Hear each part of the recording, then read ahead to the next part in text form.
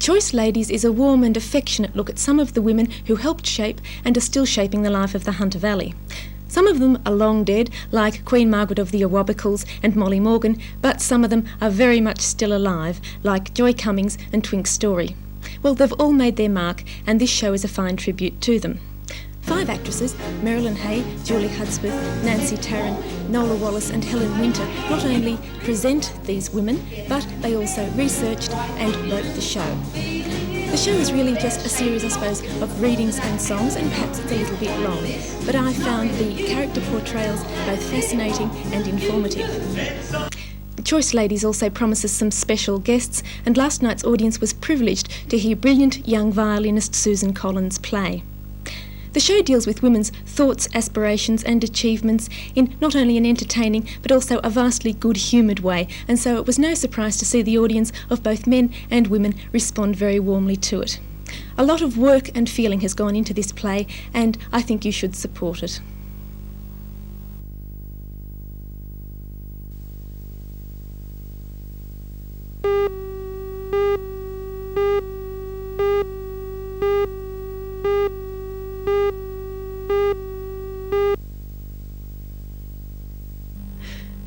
A Touch of Paris is certainly a change from the usual Newcastle Theatre Restaurant fare. It's a French-style cabaret show with singing, dancing and comedy sketches. And in the biggest departure from Newcastle tradition, the show does not originate here. It's imported from Sydney. The first half of the show was rather less exciting than I had anticipated. Apart from some excellent tap dancing, there was some uninspired comedy and some uninspiring choreography, although I must admit the dancers had a very small space to work with. The second half, however, won me over, mainly due to the amiable presence of the show's guiding force, Monsieur Aurel Verne, and also the great charm of singer-dancer Colette. She doesn't have a great voice, but she certainly knows how to work with an audience, and so she got away with it. She added a lot of class to this show.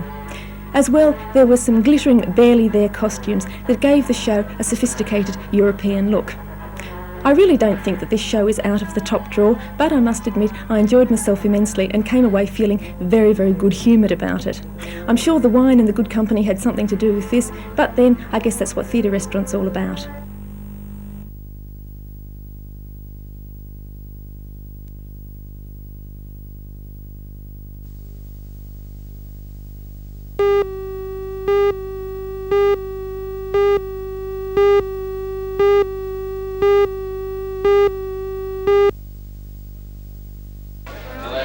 Promoted by ABC Radio and the Newcastle Herald, the fair, held at the Broadmeadow Racecourse, was yet another Newcastle contribution to the Year of the Tree.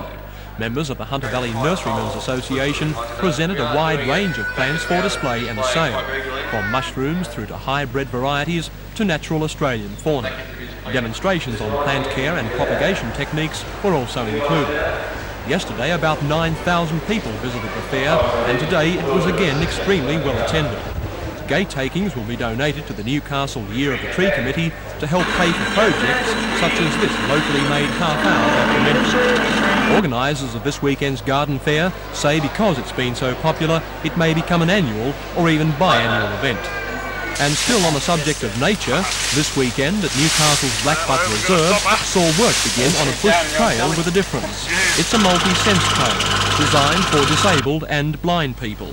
It's the idea of Professor Cliff Hooker and 2 of his fellow Newcastle University academics who have been allowed to make it a reality thanks to APEX. APEX clubs in Newcastle are volunteering the 1,500 man-hours expected to take to complete the 1.6 kilometres of winding trail.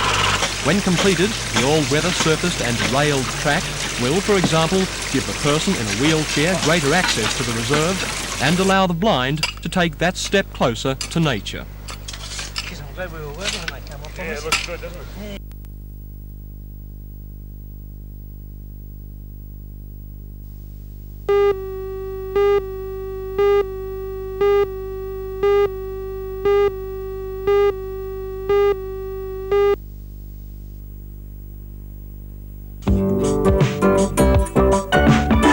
There is a place in the tropical sun where the natives speak Australian, working on the plantation,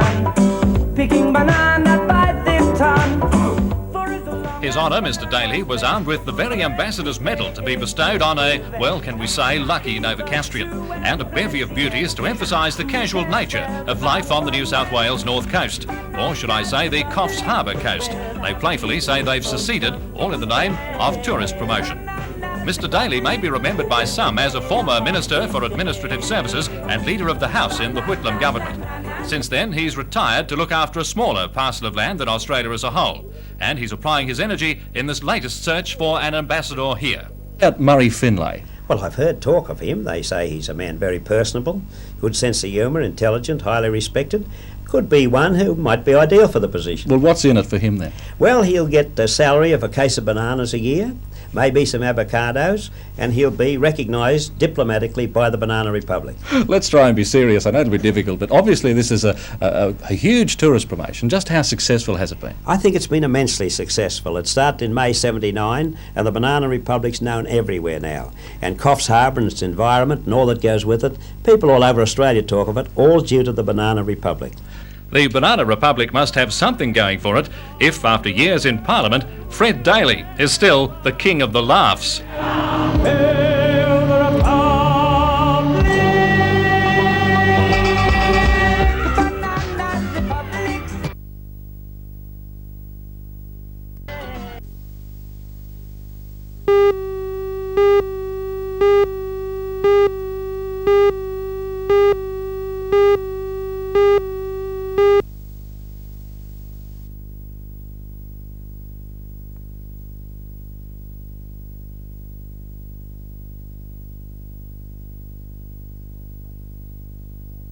Well, basically it takes in 4 sports: a 26-kilometre run, a 28-kilometre kayak paddle, then a 43-kilometre cycle ride and an 800-metre swim in the open river. At where? At Lismore, and it does a big loop around Lismore, out to Casino, finally making our way with the cycle leg back to Lismore with the finish in the river at Lismore.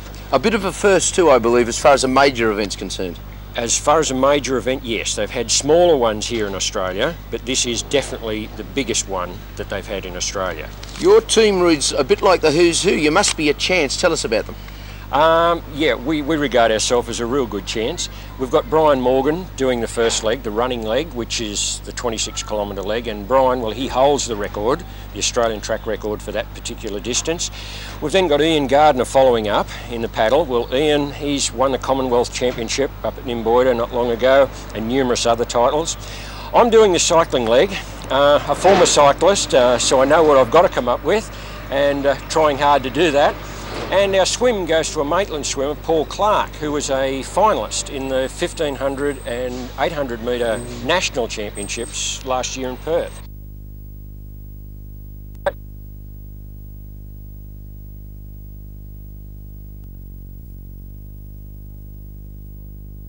Melinda Percival, and a top swimmer and a top paddler from up at Taree. And yeah, they look a good chance too. Apparently plenty of teams coming and highly qualified teams as well. A lot of team involvement in it, with some teams splitting their 4 people up from 3 different states. So the teams combination are a very unknown combination as to what they're going to come up with, yes. We wish you all the best. Yes, most certainly.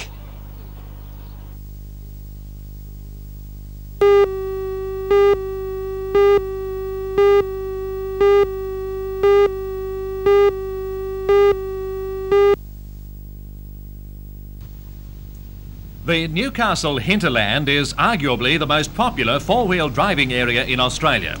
Consequently, it comes under enormous pressure from weekend adventurers. And herein lies the problem. Many access roads to state forests and national parks pass through privately owned land. Up until now, they were used with the consent of landowners, but times may be a-changin'.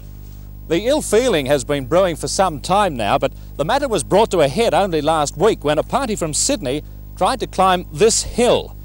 It's hard enough for me walking in the dry, but it was very slippery and wet back then. And they got to about this point when they were looking for the Mount Carson trail, when suddenly the car started to slide backwards down the steep slope and rolled 3 times before finishing up on its roof in the gully below. Now, no one was injured, and so you could say that in itself that incident wasn't all that serious, but it does highlight the problems for farmers in this district, with people using their land without permission at the wrong times, and that is when it's wet. The Hunter Region Four-Wheel Drive Council, which represents several clubs, including the largest in this area, the Newcastle Land Rover Club Limited, is becoming increasingly concerned with the manner in which tracks are being used. Mr. John Brown is the acting president of the council.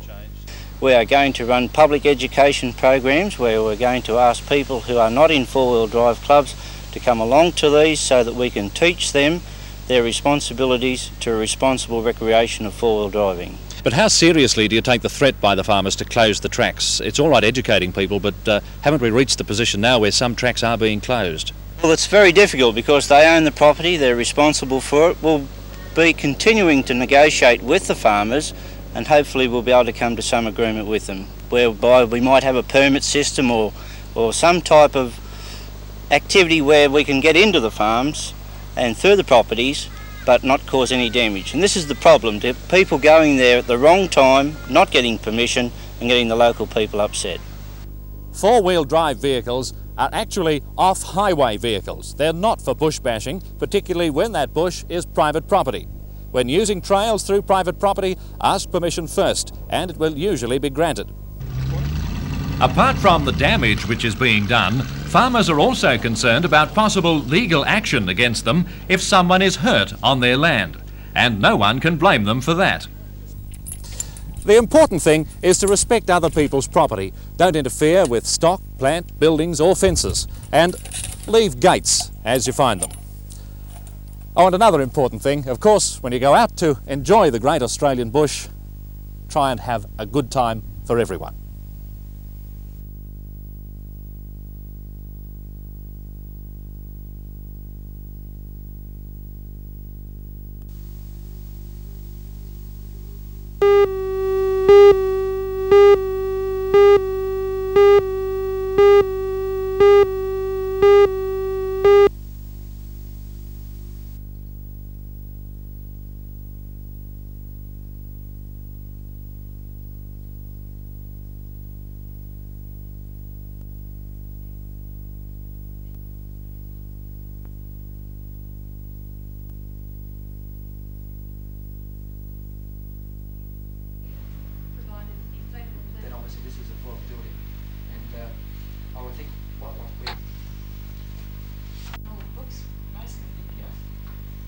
Is that we'll then go through the Civic Theatre Pierce Southern Garden event heavily sponsored by NBN. All the media radios 2KO to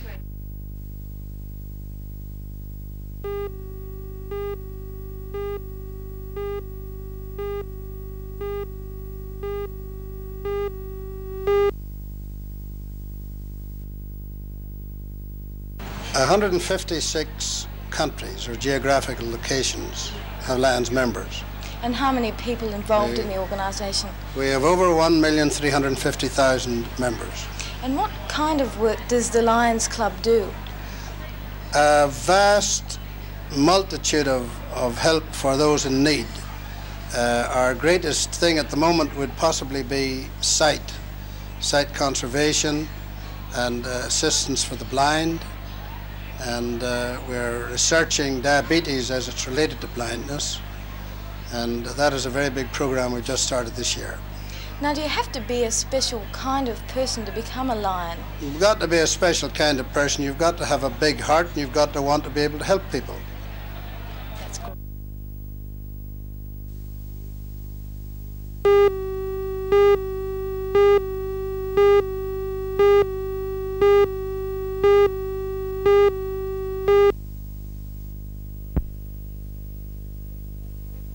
Several locations on the Williams and Karua rivers have been considered, and now two in particular stand out. One on the Williams below Chichester at Telegra, and Johnson Creek on the Karua River.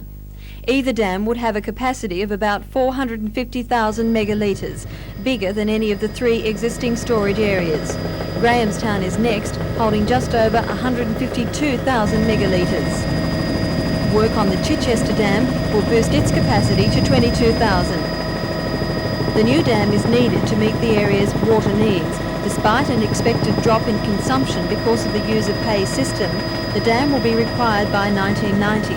The site at Telegra is opposed by dairy farmers in the district because of the loss of 2,000 hectares of agricultural land. The Hunter District Water Board favours it. It's an excellent dam site. It would last the board about 30 years from the time it was built, and it's by far the cheapest water source still left in the Lower Hunter. It will be a lot easier on our ratepayers than any of the alternatives. If a decision is made on the dam this year, work is not expected to start for at least 5 years. It's not known who will build the dam, but the cost facing ratepayers in this area is about $50 million.